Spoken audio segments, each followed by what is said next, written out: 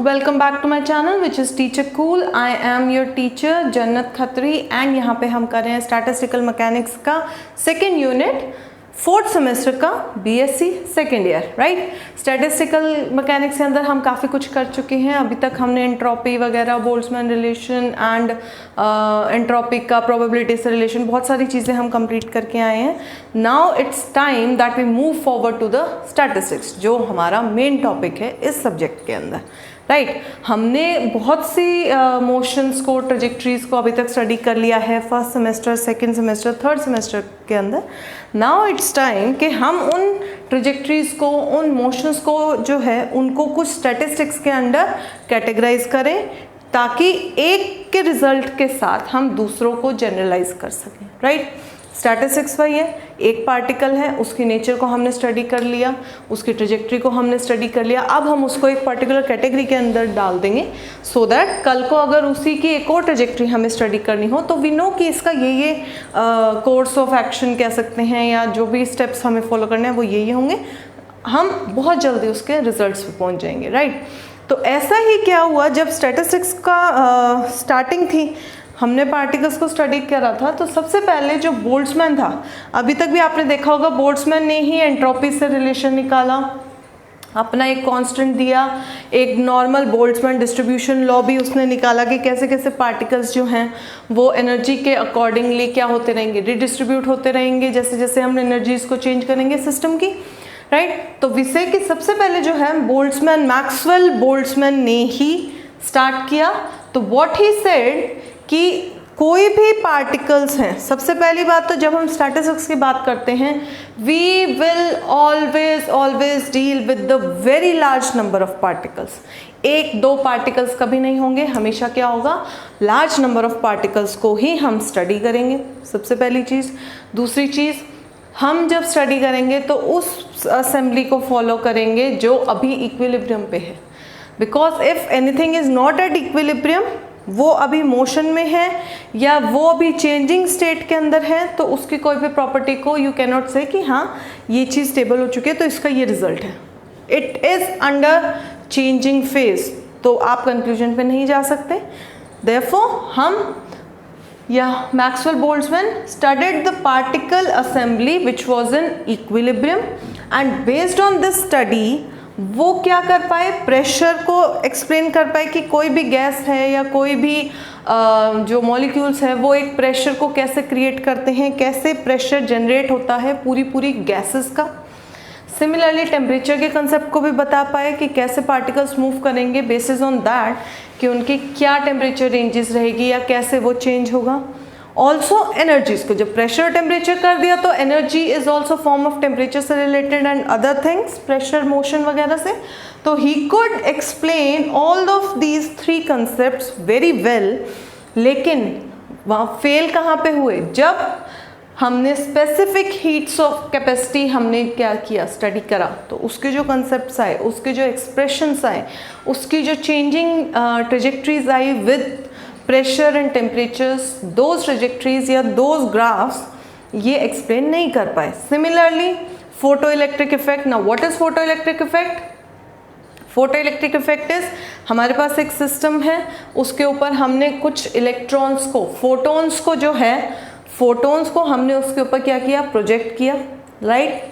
Photons को project करने के कारण जो भी मटेरियल था, जो भी सैंपल था या जो भी टारगेट था, उसके एनर्जी लेवल्स क्या हुए, इंक्रीज हुए। पार्टिकल्स या उसके जो इंटरनल मॉलिक्यूल्स थे, they started moving to a higher energy level. वहाँ पे जाने के बाद क्या हुआ, they became unstable, higher the energy, unstable the molecule. वहाँ से when this wanted to come back to the lower state and get stabilised या गेट एट इक्विलिब्रियम, उन्होंने क्या किए, कुछ इलेक्ट्रॉन्स को इजेक्ट किया, राइट। फोटोन्स को प्रोजेक्ट करने के कारण इलेक्ट्रॉन्स जो है वो इजेक्ट हुए, so this process is known as photo electric effect. ये जो इफेक्ट था, this could not be explain using Maxwell Boltzmann statistics, right. अंदर क्या हुआ, दे डू नॉट नो। बाहर का तो जब उन्होंने क्लासिकल लेवल के ऊपर जो स्टडी करा था वो अप्लाई किया तो ये चीज़ें एक्सप्लेन हुई। ये क्या है, क्वांटम लेवल के इफेक्ट्स हैं, तो ये एक्सप्लेन नहीं कर पाए। Similarly black body radiation, right. Black body radiation is जब एक बॉडी को हम हीट करते जाते हैं तो वो एक पॉइंट के ऊपर कैसे जाके रेडिएशन देने लगती है या किस कलर की रेडिएशन निकलती है। अगेन क्वांटम थ्योरी, तो ये एक्सप्लेन नहीं कर पाए। दिस इज द रीज़न जो हमारी मैक्सवेल बोल्ट्जमैन स्टैटिस्टिक्स है, इसको हमने नाम दिया है क्लासिकल स्टैटिस्टिक्स, राइट, क्योंकि it could only explain the classical concepts, right.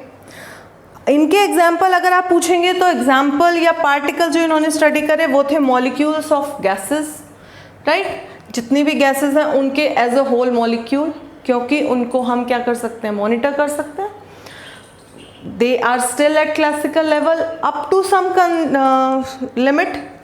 Now the next is quantum statistics. Now यहाँ तक क्लियर है। यहाँ के बाद व्हाट हैपेंड इज 1924 के अंदर जो बोथ साइंटिस्ट थे, they came up with some assumptions which obviously we'll study and deal further in detail in coming classes, but for now जो both scientists थे they came up with a few assumptions and also उन्होंने एक radiation law दिया, right, जिसके कारण इनमें से कुछ चीज़ें explain हो गई, right।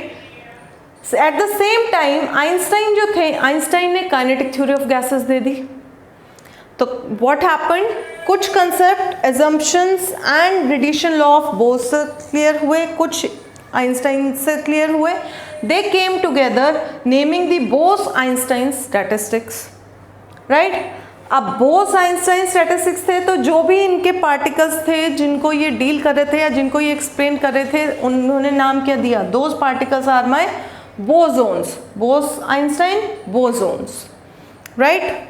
इन्होंने क्या क्या एक्सप्लेन किया, विल डील और will study in detail in coming classes obviously everything. Then after 2 years जो फर्मी एंड डिरेक साइंटिस्ट थे, they studied these theories, these laws and they came up with Pauli's exclusion principle कि जो भी हमारे particles हैं, जो भी आप यहाँ पे डील कर रहे हैं, उनमें से कुछ पार्टिकल्स ऐसे हैं जो पॉली एक्सक्लूजन प्रिंसिपल को जो है फॉलो करेंगे, एंड बेस्ड ऑन दैट उन्होंने इसके अंदर कुछ चेंजेस करे and they came up with the Fermi Dirac statistics, right. Now what is poly exclusion principle? For now Pauli's exclusion principal is if two particles are exactly identical, they have similar spin, they have similar charges, they have similar energies, they cannot stay in single state। हमने states करी थी, cells करे थे, energy levels हमें पता है। तो ऐसी कोई भी एक quantity, जैसे cell ले लिया या हमने इलेक्ट्रॉनिक कॉन्फ़िगरेशन में करा था, हमने हमारे पास शेल्स होते थे, उनके अंदर डिविजन्स होते थे। तो एट दैट पॉइंट वी से कि फॉर एग्जाम्पल लेमन लैंग्वेज में कि if I am a person and बिल्कुल मेरे जैसे कोई अदर पर्सन मेरे साथ ही एक रूम में अगर आप छोड़ोगे तो we can not stay together because similars repel, right, they will repel, they will not be able to stay, and जिसके कारण क्या हो जाएगा, अगर ज़बरदस्ती मैंने दो पार्टिकल्स, ऐसे दो आइडेंटिकल पार्टिकल्स को एक पॉइंट के अंदर मैंने उन्हें रिस्ट्रिक्ट कर भी दिया by any force, that force will make them stay together, resulting उनका जो भी repulsion है या जो उनका resultant है, that will make my whole molecule unstable। इतना unstable कर देगा कि फिर से redistribution करके वो particles अलग हो जाएंगे। So this is Pauli's exclusion principle कि हम जब exclusion principle क्यों बोला, क्योंकि जब हम electronic configurations करते हैं तो उस टाइम के अंदर इस प्रिंसिपल को फॉलो करने के कारण कुछ कॉन्फ़िगरेशंस ऐसी होती है जो हमें एक्सक्लूड करनी पड़ती हैं, राइट। जैसे अगर सपोज मेरी कोई इलेक्ट्रॉनिक कॉन्फ़िगरेशन है 3D 6 एंड 4s1, तो दैट पॉइंट या 4s2 या 3D4 4s2, तो उस केस के अंदर इस कॉन्फ़िगरेशन को will exclude and will say कि 4s1 रख लो, 3D में 5 रख लो, सो दैट अलग अलग पार्टिकल्स हैं वो अलग अलग रहेंगे, दे will be more stable, right. तो इसलिए एक्सक्लूजन प्रिंसिपल इसको नाम दिया गया। ऑब्वियसली जब फर्मी एंड डिराक ने इसे स्टडी करा तो the particles came out to be known as fermions, right.